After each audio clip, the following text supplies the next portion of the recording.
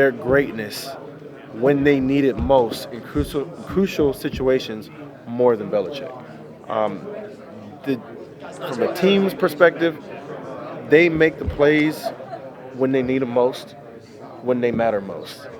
And Brady can call on his greatness any given time when he needs it. Is this the And last that's chance yes. for Brady and Belichick? No. As long as they're together, they always have a chance.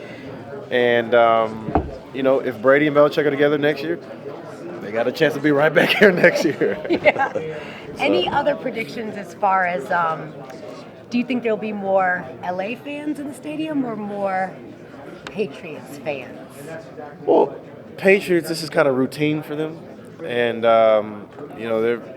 I think there'll be more Rams fans just because it's kind of their first time in a long time being here. The Patriots is like they're used to Third this thing. Oh, we consecutive back in the Super Bowl year. again? Oh my God, you know what I mean? So I think definitely be more Rams fans because they'll probably be a little bit more excited Yeah. than the Patriots fans about this. Patriots fans are just gonna be like, even kill throughout the game. Never too high, never too low. Yeah. Yeah. One last thing. Do you think that Atlanta fans are going to go with the Rams or with the Patriots? I already know the answer to this, but I want to know your take. I don't think they're gonna go with. Well, yeah, no. Sorry, let me think. Let me go back. Think about the Saints halftime rivalry that I'm sure you know Saints all rivalry, about. but also losing to the Patriots the way they lost in the Super Bowl.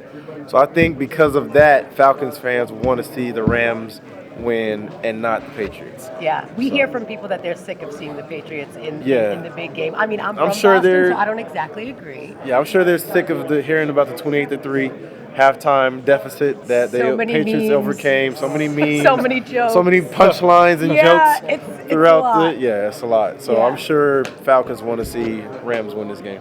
Thank you. Yep, Thank no you, problem. Reggie. Thank Reggie, you. I wanted to ask. I want to take you back to your USC days. Yeah. We're from Alabama. We've got Tua Tagovailoa at quarterback. Now Steve Sarkisian's coming in as OC. You worked with Sark really closely. He did a 2-year stint in the NFL. Yep. What do you think about him going to Alabama and now being the play caller in the OC and working with Tua as a quarterback? Well, one thing I love what I've seen from Tua. I think he's a great quarterback in this league. Watching him step in the national championship game in that fashion with that pressure and to be able to handle it like that, to me that was tremendous. And I think that speaks volumes to his character, to the job that the coaching staff has done. But I'm not sure, what head coach has lost as many coaches as Nick Saban has, as Alabama has, year in and year out. It's almost like the Patriots, right? Like these coaches, like it's become this stopping point to where coaches can go, learn, succeed, and to go on and to seek another head coaching job elsewhere, somewhere else, or a coordinator position somewhere else. And so I gotta imagine that's tough, man. It's tough to do that. It's tough to get yourself back in that position year in and year out. So I think Saban has done a tremendous job at, one, creating a championship atmosphere, championship camaraderie, just what he's built with that team over the years, year in and out, is special to watch. Yeah, and so I think with Sarkisian going there, I think that I think it's going to work out, and I think it'll be great for both sides, for Tua, and I think it'll be great for Sarkisian as well, because of being surrounded, by just greatness. Being surrounded by great coaches and great players. He's already had Lane go through there and have a 3-year run. And I know Lane's a great play caller. What is Sark going to bring to the table as a coach? What did you when you? I think he'll bring very similar to what Lane Kiffin brought to that team. Great play calling. He's a great offensive mind. And so I know he struggled, kind of here a little bit with the Atlanta Falcons and some of the offensive play calling, but I think he's a great play caller. I think he's a great coach, and I think he's going to do a great job, there in Alabama.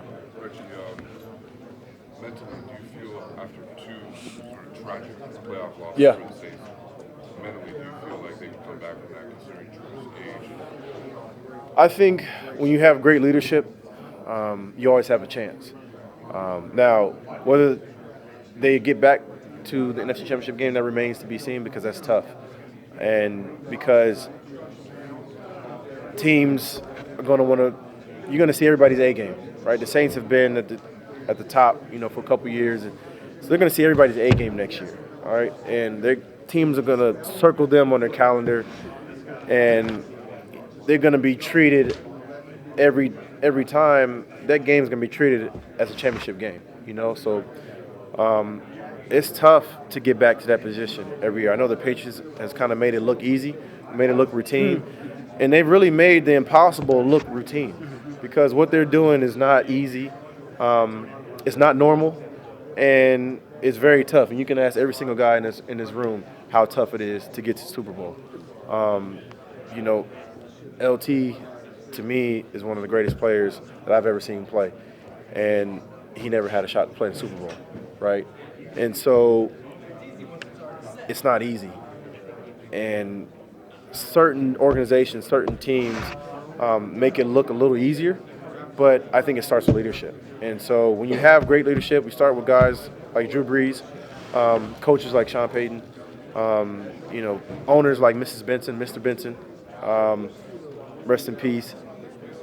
You always have a shot. You always have a chance. And when the Saints played the Philadelphia Eagles, I was with Mrs. Benson before the game, during the game, after the game. And before the game, I told her that the Saints have great leadership in the organization, starting with her, and it trickles on down to the staff, to the players. And when you have great leadership in the organization, you always have a chance. And sure enough, at halftime, the Saints were down. Mm-hmm. And so I spoke to her again. I was like, remember what I said, we got great leadership in this organization. And so we're going to have a shot to win this football game. And sure enough, we ended up winning the football game. And so obviously it didn't play out that same way when they played the Rams. And a lot of people ask, a lot of questions come up, why didn't Sean Payton run the football, 3 times in a row and make them use the timeouts and chew up the clock? But they got it right? They got the play right. It was just a matter of the officials, calling it. So again, to me, it's just about leadership. So when you have great leadership, the Saints will have a shot. Whether they'll be here or not remains to be seen.